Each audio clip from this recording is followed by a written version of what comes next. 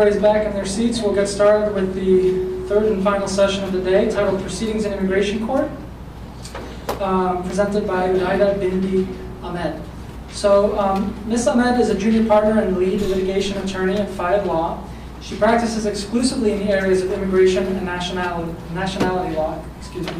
Ms. Ahmed has represented thousands of businesses and individual clients and has appeared in hundreds of cases before immigration judges in matters ranging from removal proceedings and bond hearings to claims for political asylum, cancellation of removal, temporary protected status, and adjustment of status, to name a few. Ms. Ahmed is also actively involved in the community. She currently serves as a board member for the Virginia Asian Advisory Board and has previously served as a board member for a number of other organizations, including the Pakistani Association of Central Virginia and the Asian American Society of Central Virginia. She's also a member of the South Asian Bar Association and a member of the American Immigration Lawyers Association, otherwise known as AILA, for which she serves as the liaison for the formerly Arlington, now Crystal City Immigration Court. She's previously presented at Virginia State Bar CLEs for us in the past, so please join me in welcoming back Hudaidah Bhimdi Ahmed.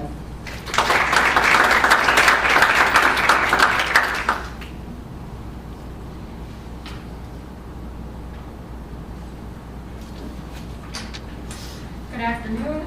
I know I'm the last one, so I'll try and do it as quick and short as possible, and making sure that everyone gets the information that they need, and we're not here screaming. I'm going to be the third last section. I'm going to deal with proceedings. Jonathan talked about what happens when you get convicted. John talked about what to do if we need to change our conviction, and now I'm going to talk about what happens when the person gets into immigration proceedings. The way I've designed this is I'm going to talk about discretionary forms of relief that will give you lawful status and unlawful status, and then talk about proceedings that are dealing with non-discretionary relief. As far as discretionary relief, what I mean is when the alien needs to convince the adjudicator that regarding his positive equities and his negative facts, positive as to how long he's been here, his family ties, his good moral character, versus any criminal activities or violations that he has or he's a flight risk for immigration. So some of the discretionary forms of relief that are going to confer lawful status are cancellation of removal. There are two types. One's for permanent residents and one for non-permanent residents, and I'm going to tell you the requirements for each. And then there's adjustment of status. That's the way how to get your green card to adjust from a status to become a permanent resident or to readjust. And then if you are an asylee or refugee, and the waivers that are available for people that have criminal convictions.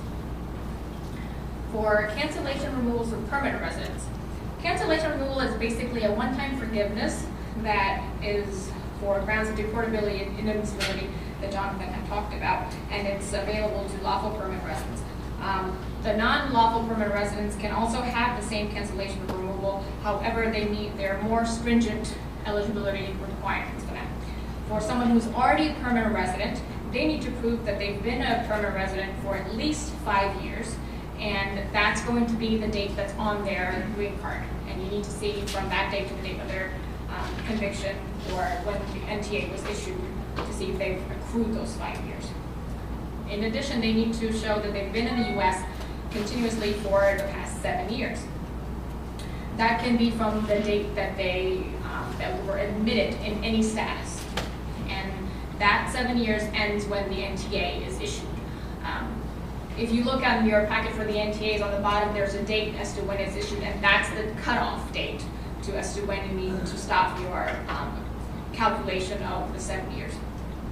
They cannot be convicted of an aggravated felony, and that they merit a favorable discretion in order to receive cancellation. For non-lawful permanent resident, which is 42B, they need to, instead of the 7 years of continuous presence, they need to be in the U.S. for 10 years. They need to show that they are a person of good moral character. They have not been convicted of any crime that would make them inadmissible or deportable that Jonathan talked about with the INA earlier. And most importantly is that if they are removed back to their country, they will, their U.S. citizen or permanent resident, spouse, parent, or child is going to suffer an extreme hardship. That is usually the harder burden that you need to prove, whether the person has a mental or physical or health problem, or they have financial reasons, whatever the reason may be, but the standard is extreme hardship that you need to prove in order to get the 42B approved. The criminal bars to cancellation of removal. For a lawful permanent resident, the person cannot be convicted of an aggravated felony. For non-lawful permanent residents, they cannot be convicted of any offenses that are criminal related or failure to register or falsify documents. They need to have good moral character, and they cannot have been previously granted cancellation. Like I said earlier, it's a one-time forgiveness. You cannot apply for it again. Good moral character, there is no per se list of like, okay, this is what a good person of good moral character consists of. There's, on 8 U.S.C. 1101F has a list of situations where they talk about like, okay, this is when a person, you can find a person having good moral character.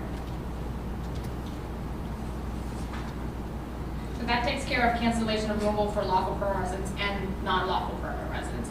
The second part is adjustment of status or readjustment of status. And that is, the readjustment of status is basically when a person can obtain or be permitted to retain their permanent resident status. Adjustment is, like I said, it's a procedure for obtaining permanent resident status without having to leave the U.S.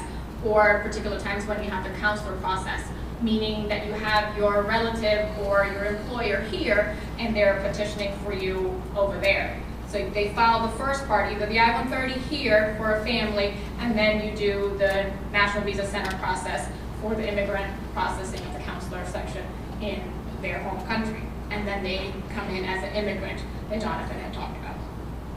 Readjustment is someone who was already granted an LPR. They were already permanent residents, and now they need to avoid the grounds of deportability, and so we need to find ways to get them to readjust their status. If I'm going too fast, or if something is unclear, please do not hesitate to ask. To qualify for adjustment of status or for readjustment of status, you need to show that an immigrant visa is immediately available. When you file an I-130 or an I-140, which is, an I-130 is a family-based petition, and I-140 is an employment-based petition. When you file that, there is a section that has a priority date on it. The Department of State issues visa bulletins every month. Those are the visa bulletins that let us know as to what is the time frame that they are processing for visas currently. As in, for a U.S. citizen filing for their spouse, the priority date is usually correct. A permanent resident filing for their spouse, I think the priority date right now is September of 2013. And that's been September 2013 since September 2013, because that is when that priority date for that status became current. So you need to see, the only way the person can adjust immediately is if that priority date is current based on what the visa bulletin has issued. Also, they need to have been inspected and admitted or paroled into the U.S. and not have entered illegally. Also, with that being said, there are waivers for that part. A new one came out last year, March 4, 2013, called the 601A waiver. For that, you still have to go back after you establish, your waiver is approved. However, you go and you're guaranteed that you're going to come back, and it's for a shorter period of time.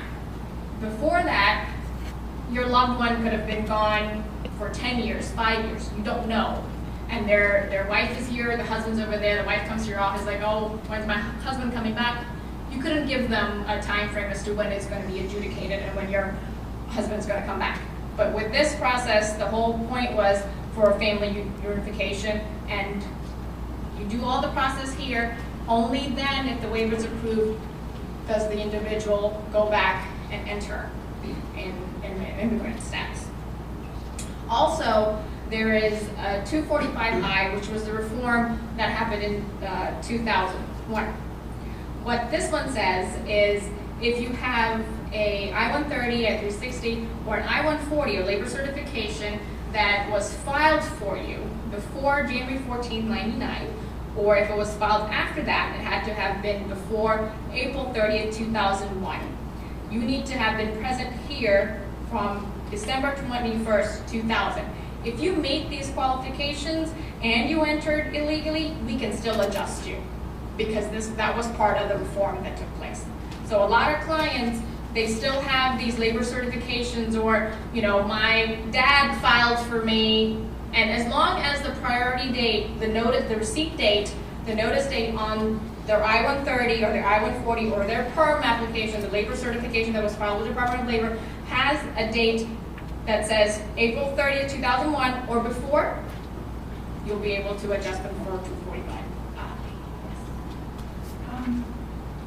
Have you had situations where people could prove that prior to that 2001 date that they were included on someone else's, let's say someone else's asylum application? Have those been found to be adequate to come back later with 245I? Usually what I've had is the child coming like, hey, my dad filed an asylum in 2001. Is that what you're asking? Yes, they got in before the April 30th deadline, but it wasn't an I-130 into your labor cert. It has to be one of them. An asylum is not going to give them 245I.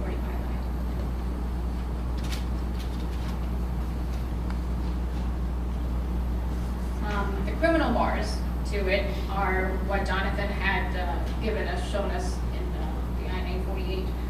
That's what's going to make them inadmissible. However, there are going to be waivers that you can do. One waiver I talked about earlier, that's only for the inadmissibility. Criminal waivers, 212H, which I'm going to touch on later as to how we can obtain that. Some of the other bars are if your client entered and they were caught at the border and they were issued an NTA, they didn't go to court. If they didn't go to court, the judge ordered them removed in absentia. If they're ordered in absentia, they have a 10-year bar. They will not be able to adjust for 10 years. Majority of my clients that are in removal is because, hey, I was too scared to go. I didn't go, or I didn't get the NTA. Or I moved and they never sent it to me. That is majority of the people that are having in absentia orders.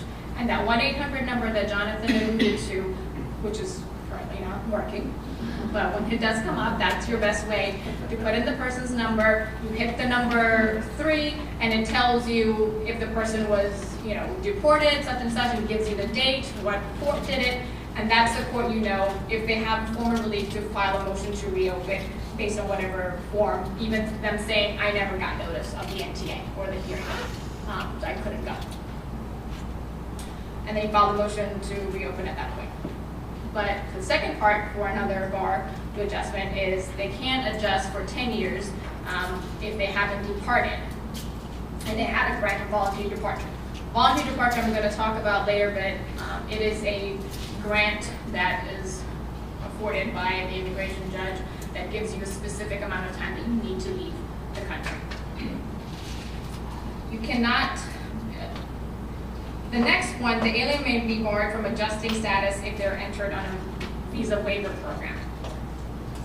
That, I want to say with a caveat that that is the broad rule, that if you enter on a visa waiver program, you cannot enter. A visa waiver program is for people from Europe, from the EU, where we as US citizens do not need a visa to go there. So we give them the same opportunities to come into the US. If somebody from London or somebody from Spain comes into the US, we allow them to come into the United States for 90 days without a visa, per se. So when they're stamped in, the immigration CBP officer puts in, you know, the stamp gives them, it says VWP on their passport, and then they enter. Like I said, the broad rule is you cannot adjust.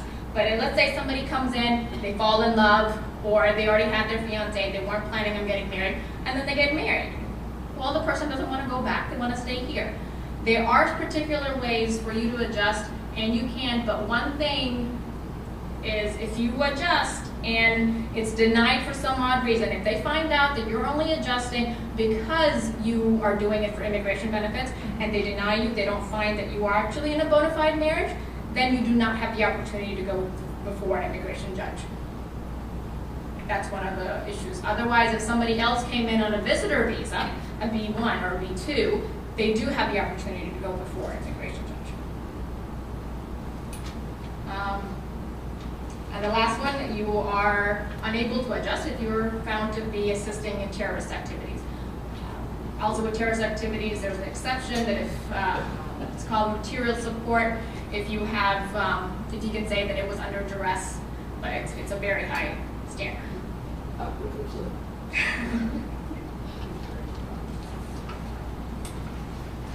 The other part for discretionary relief for asylees and refugees, you need to have been admitted as a refugee or been granted asylum.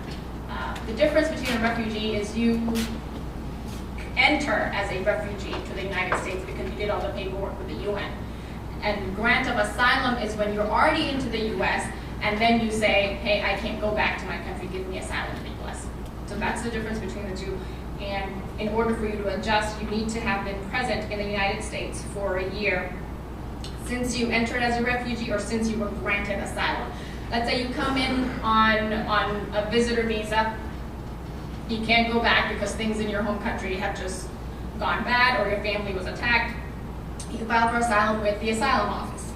The asylum office grants you your asylum on March 1st, 2013. March 1st, 2014 is when you're eligible to apply for your permanent residency. After 4 years of that, 5 years since you've been a permanent resident, you can file for your citizenship. However, you cannot go back to your home country during that time. And you probably don't want to since you're scared that you're going to be persecuted if you do. The other thing is if you adjusted because you were a refugee and you were a permanent resident, you cannot readjust. The readjustment portions that I was talking about earlier, that's not a possibility for refugees. Criminal bars to adjustment of status. Again, the list that Jonathan added, it's in your packet. If you are convicted of one of those, you will not be able to adjust. However, those criminal bars can be waived for humanitarian purposes, to assure family unity, or when it's in the public interest for us to let someone adjust their status. And it's inadmissible for offenses related to illicit trafficking and a controlled substance, for offenses related to national security, terrorism, Nazi persecution, torture, extrajudicial killings, and genocide are not eligible for any of the waivers.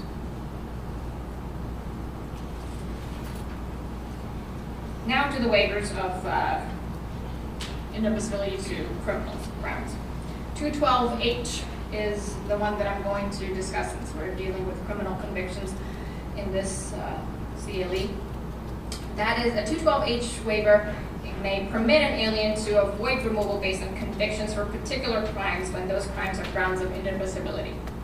The most common qualification is when the alien is a spouse, parent, son, or daughter of a U.S. citizen or a permanent resident, and can establish that if we don't grant them admission or they're not allowed to come into the U.S., then it will be an extreme hardship to their parent, spouse, child who is a U.S. citizen or a permanent resident. To prove that you are eligible for 212H, it stems from crimes that involve crimes of moral turpitude. Again, Jonathan tried to explain that trying to hone what a crime of moral turpitude is not easy, but there's that list again. And then multiple criminal convictions, prostitution, immunity from prosecution from serious criminal conduct, and then if you are convicted of a single offense of simple possession of 30 grams or less of marijuana.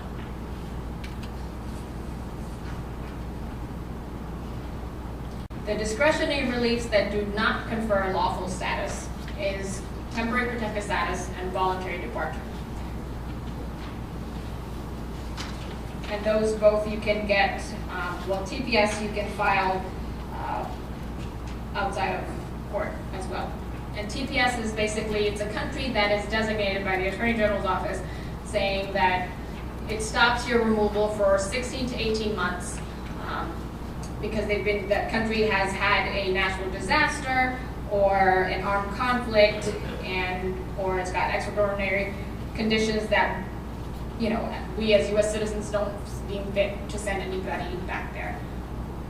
Usually the government extends this when the 18-month period is about to be over.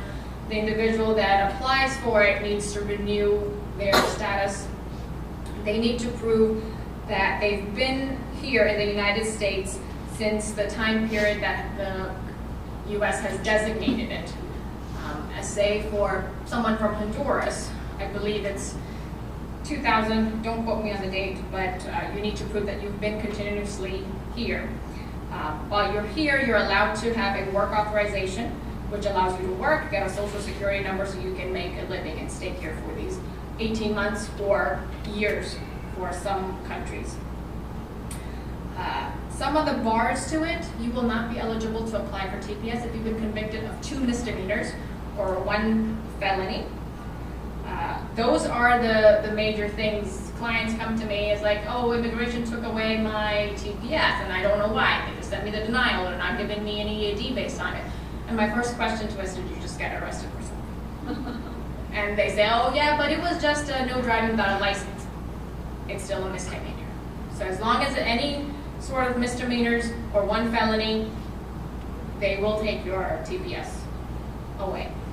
And this is something you can ask for in immigration court as well. Voluntary departure.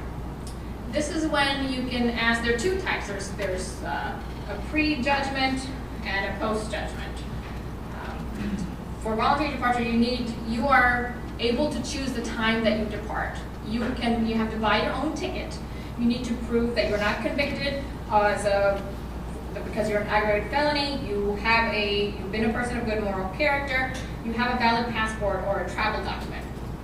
That is sometimes an issue when my client is detained and they don't have any form of their passport, and obviously they cannot go to their embassy to get it.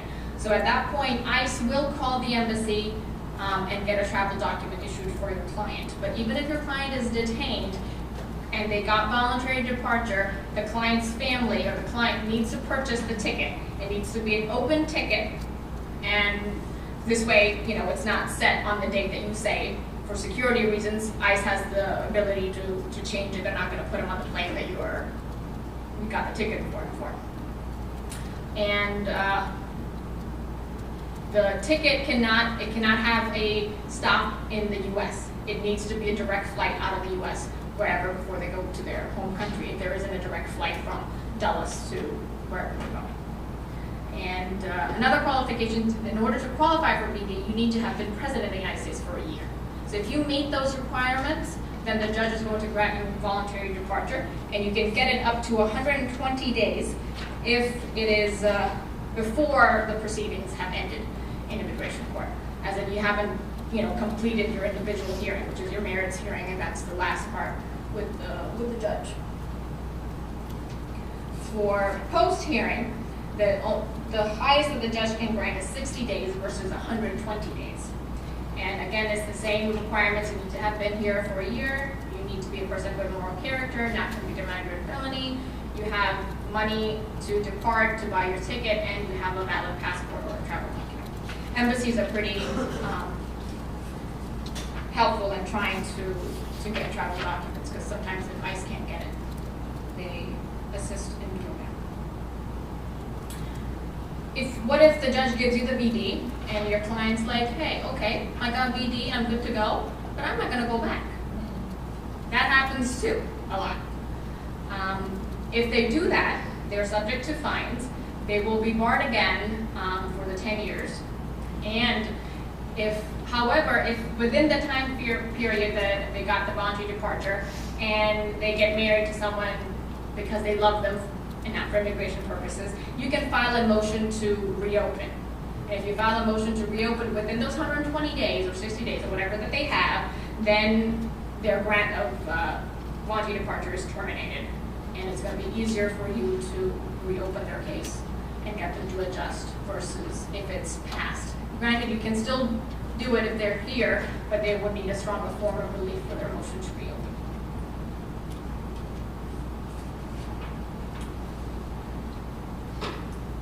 Another part is, like I said, for relief and protection from removal based on fear of persecution or torture in your own country. You need to prove that you have a well-founded fear of persecution and it's discretionary, and that may lead to permanent resident status within the U.S. There's also a mandatory non-discretionary form that is available, which is withholding and convention against torture, which are non-discretionary matters. Asylum is a discretionary matter for a permanent state. And if you can prove that you will be tortured or it's more likely than not, then it's a non-discretionary matter and need to have been granted, which I'm going to talk in a few minutes.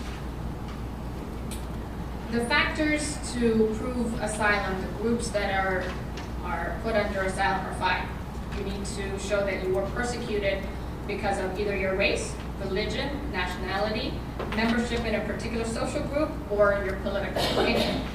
And by persecution, the definition is a threat of life or freedom or the infliction of suffering or harm upon those who differ in a way regarded as offensive. If you can show that you have been persecuted based on those 5 elements, then you have a claim for asylum. Like I mentioned earlier, you need to show that it's a well-founded fear. That's a burden of proof.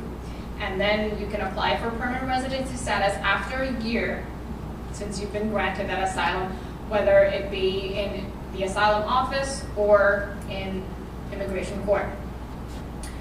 You can, for asylum, that if it's in the asylum office, then you can include your spouse and unmarried children under 21. If somebody's in immigration proceedings, you cannot include your spouse and child because they're not in removal proceedings, they don't have an NTA for you to be like, okay, I want to give them asylum too. That can't happen. What you can do is after the alien adjusts to the removal proceedings, at that point they can petition for their spouse or unmarried child. You can get an employment authorization 150 days after you apply for asylum, from the date that the asylum office receives it, or the date that the judge stamps receiving your asylum application. You can also obtain a permission to travel based on asylum if you need to go. However, not to your home country or where you're fearing to return. Some of the limitations in applying for asylum is that you need to apply within 1 year of arriving into the United States. One of the exceptions to that is if you can show changed country circumstances, then you can be like, well, this is the reason why I didn't apply within 1 year of coming. You cannot file multiple applications. One gets denied and you're like, well, I'm going to try again, so I'm going to file another time. You can't do that. You can be granted asylum, notwithstanding the above. You can show changed circumstances, like I said, and those changed circumstances materially affect your eligibility. As in something happened in your country now, like your brother was shot and killed, and it's been 5 years since you got here, now you can't go back. Or any other extraordinary circumstances, as in let's say you came in on an H-1B, you had your H-1B for this entire time, and now your employer maybe didn't extend it, and you can't, and then something happens in your country, so that's another reason that you can show, like, hey, this is what happened, I've been here past the 1 year, but this was the first time that I had the opportunity to apply for asylum. Some of the exceptions and bars to asylum. If you've persecuted others, you cannot be granted asylum. That's actually one of the questions on the asylum application. If you have been convicted of a particularly serious crime, which is a crime that may be a danger to the community, committed a serious non-political crime outside the U.S., you pose a danger to the security of the U.S., you are tied to terrorist activities, with limited exceptions, meaning the same material support that I was talking about earlier. Or who has firmly resettled in another country before coming to the U.S. If you are a person that holds dual citizenship, or you have any other status going to another country, or you can live in another country, you will not be granted asylum because you can easily go to that country versus, let's say it's Peru and Colombia, and your person is saying, I can't return to Peru. Well, if you're a citizen of Colombia, you can go live in Colombia. And just the fact that, hey, I've never lived there, I just became a citizen for, you know, some other reason because I was born there and my mom is Colombian and my dad's Peruvian, so I got that citizenship, that's not good enough. You're gonna have to prove that you are scared to go back to Colombia and Peru. What is a particularly serious crime? For asylum purposes, all aggravated felonies are particularly serious crimes constituting a danger to the community. Crimes against the person are considered serious crimes, which constitute a danger to the community, as aggravated property expenses and drug trafficking crimes. We have to look at the nature or elements of the offense, the circumstances, underlying facts of the conviction, and the type of sentence that is imposed. Again, that's the core of the criminal conviction aspect of immigration. What is the sentence that is imposed? What is the possibility of the person getting that sentence? So that, again, is the key factor throughout this CLE for today. Withholding of removal. This is a non-discretionary form. If you can prove that you have a clear probability of persecution, and since it's not discretionary, you will be granted withholding. However, the lack of withholding of removal is you cannot get lawful permanent status. You can never adjust. You can stay in the United States. You will be given you will be given an employment authorization card, and that's how you can survive, make your living. You'll be having a Social Security card, but you will not be able to adjust. And if you leave the United States after that, you cannot come back in.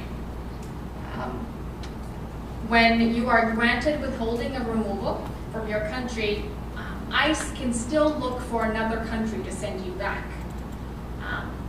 They do that for a particular amount of time and then they give up and then they let you go if the person is detained. But they will make attempts to find another country and ask that country, hey, will you issue this guy a travel document to come into your country?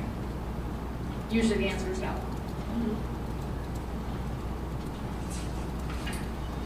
The exceptions and bars to withholding of removal. Again, it's the same as asylum. If you're persecuted others, been convicted of a serious crime, committed a non-political crime, or pose a danger to the security of the U.S.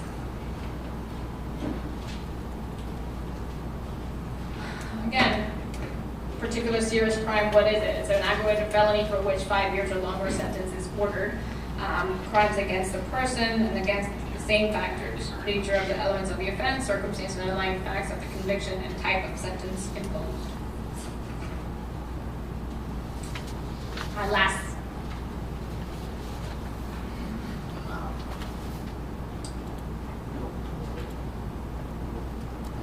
This is Convention Against Torture.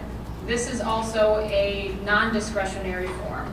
If you can show that you are more likely than not to be tortured in your home country, then you will be granted Convention Against Torture. It's basically the same as withholding. You can get a work permit. If you leave the United States, you cannot come back. ICE will still look for another country to send you back to. You need to, in order to, again, even for this, you don't get permanent residency. You cannot adjust through this. Torture. How can you prove what torture is, or how more likely than not that you will be persecuted of torture if you return? The exact definition is an act that inflicts severe pain or suffering, mental or physical. It's intentional with the consent, instigation, or acquiescence of a person acting in an official capacity on a person or a third person who is in custody or control of the torturer, and for such purposes as coercing, intimidating, or punishing the person or a third person, or obtaining a confession or information from the person or a third person. So if you can show that the government or the police officer is actually the one torturing me, or I've been tortured by a public official and I've asked assistance of the government and they're not helping me, and it needs to go to torture, not persecution like, hey, I just tried to file a complaint and the police officer didn't do anything. It needs to be higher than that. Then you can be granted under Convention Against Torture. So those are the discretionary and non-discretionary forms of relief that are going to be available for immigration court.